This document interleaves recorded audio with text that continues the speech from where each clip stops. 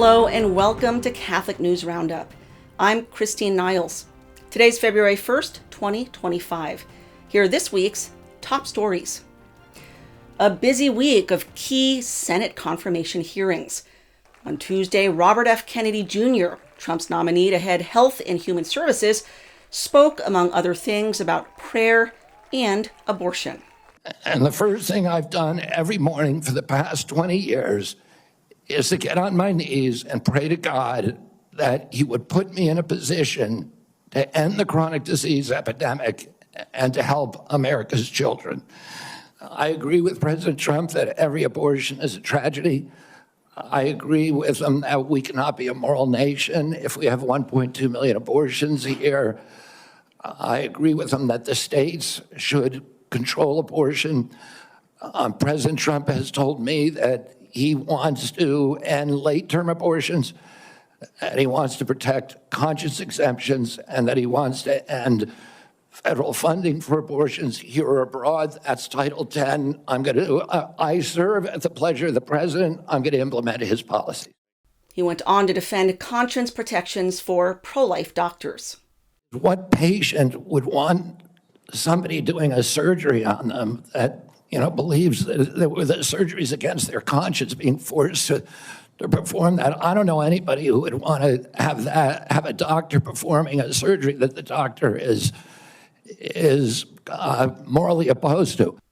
On Wednesday, Kash Patel, nominee to head the FBI, promised to end lawfare against pro-lifers and to investigate an FBI memo targeting traditional Catholics. Will you also commit to me that you will conduct an investigation and find out who wrote this memo, who spread this memo, the field offices involved in this memo? Because I can tell you, we've had your predecessor sit right where you're sitting, and he has repeatedly lied to, there's no other word for it, lied to this committee. He told us initially that it didn't happen, that the FBI didn't make any list of churches. That's not true. We have it. A whistleblower brought forward the list for us. He said then that only one field office had worked on it. Turns out we know from another whistleblower, multiple field offices worked on it. He said that it was never posted on the internal system. It turns out it was. We believe it's still in effect. Will you find out who was involved in this gross abuse of Americans' First Amendment rights? And will you discipline them? And if you possibly can, will you fire them, Mr. Patel, consistent with department policy and law? Senator, you have my commitment to investigate any matters such as this one that are important to Congress. I will fully utilize, if confirmed, the investigative powers of the FBI to give you the information you require and also to hold those accountable who violated the sacred trust placed in them at the FBI. He also promised to release the Jeffrey Epstein files.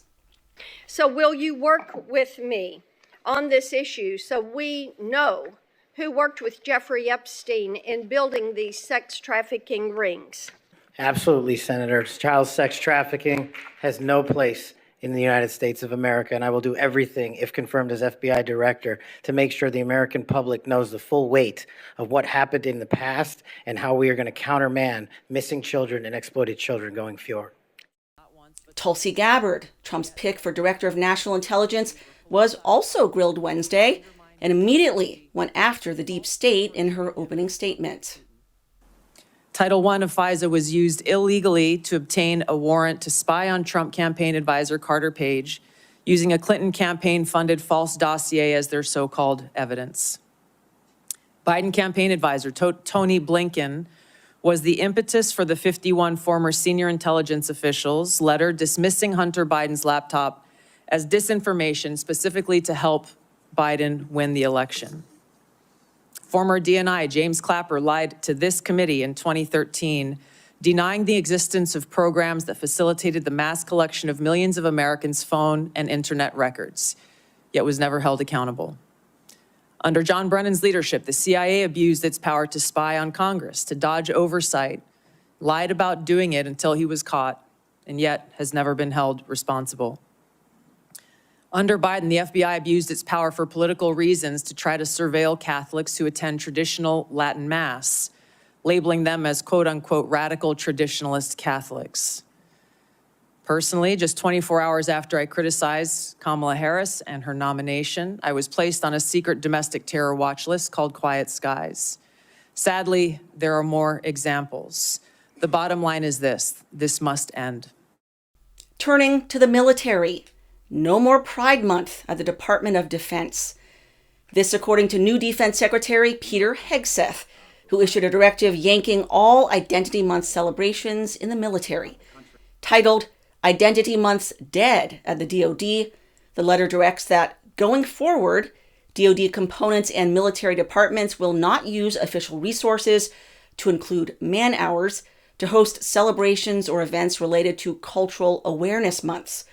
Going on to say, we are proud of our warriors and their history, but we will focus on the character of their service instead of their immutable characteristics. In related news, Trump is dismissing all lawfare against pro-lifers. One day after pardoning 23 convicted pro-lifers, Trump issued a letter slamming the Freedom of Access to Clinic Entrances Act, writing, "Nearly all prosecutions under the FACE Act have been against pro-life protesters. This is not the even-handed administration of justice." He went on to order the dismissal of 3 criminal prosecutions against pro-life activists. Moving forward, no FACE Act cases can be brought against pro-lifers unless they involve death, serious bodily harm, or serious property damage. And following on that, nearly a decade of lawfare has ended against 2 pro-life whistleblowers. David Daleiden and Sandra Merritt were the undercover investigators who, in 2015, exposed Planned Parenthood's trafficking in aborted babies' body parts. So the intestine is right here. Right here, see? Yeah. This comes out, like I said, the organs come out really, really well. Because you can see all the intestine. The abortion giant sued Daleiden and Merritt, accusing them of illegally obtaining their recordings. California's Attorney General at the time, Kamala Harris, agreed. No undercover journalist has ever been prosecuted under that law until this case that Kamala Harris started 9 years ago. And yesterday it ended. The state of California agreed to drop all the charges in a deal that will result in all the charges being dismissed and the entire case being dismissed and expunged within 6 to 12 months. Why did they decide to pursue this completely unprecedented, highly politicized case for almost 10 years? It's because of the content of what is shown on the undercover videos, and it's because of the bigger, darker reality that it points to about the taxpayer-funded abortion industry across our country, that our tax dollars that support the abortion industry, that the entire thing is built on killing and selling babies who are recognizably human, just like you or I. On January 28th, they pled no contest to a plea deal resulting in no fines and no prison time. And in other news, Catholic Charities is being blasted for aiding illegal aliens in evading the law. As Trump's border czar rounds up and deports thousands of illegal migrants, the Milwaukee arm of Catholic Charities aired a video advising illegals. You have the right to remain silent. You do not need to speak to the immigration authorities or answer any questions. If you are asked where you were born or how you entered the United States, you may simply refuse to answer or remain silent. If you choose to remain silent, say so out loud. If they ask you to stand in a group according to your immigration status, you do not have to move. Kristi Noem, head of Homeland Security, confirmed funding for NGOs like Catholic Charities is now on hold. Today, we are announcing that we have stopped all grant funding that's being abused by NGOs to facilitate illegal immigration into this country. So it's amazing to me the hundreds of millions of dollars that have been spent by the federal government that has been sent to NGOs to facilitate this invasion of our country. So I've taken action to stop those funds, to reevaluate them, and to make sure that we're actually using the taxpayer dollars in a way that strengthens this country, that keeps us safe.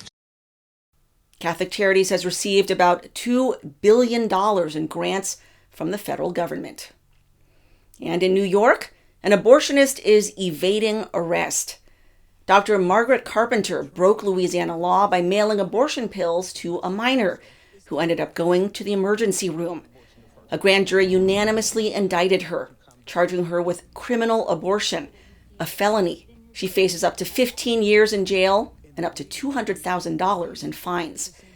New York Democrat Governor Kathy Hochul is pushing back. I am proud to say I will never, under any circumstances, turn this doctor over to the state of Louisiana under any extradition request. We must stand firm and fight this, and I will do everything I can to protect this doctor and allow her to continue the work that she's doing that is so essential. This marks the first ever abortion pill indictment since the overturn of Roe v. Wade in 2022. In other legal news, an exorcist is pleading not guilty to battery.